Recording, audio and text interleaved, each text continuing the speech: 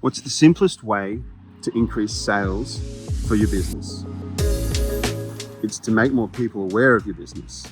In other words, it's to be known and remembered. That may seem obvious, but what isn't obvious is what's the most effective way to be known and remembered, and how do we reach the right audience?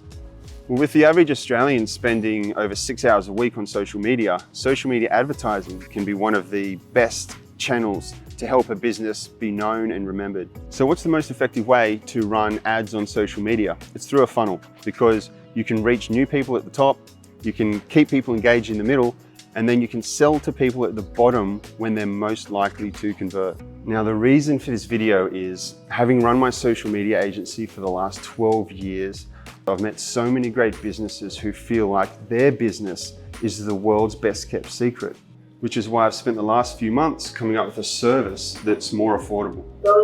And I'll guarantee, because our team does this every day, that we'll be reaching a minimum of 1,000 people per day from your specific target audience through our 1K plus daily reach funnel. If you'd like to learn more, click the link to check out our website. And if you like what you see there, let's have a chat. Bye for now.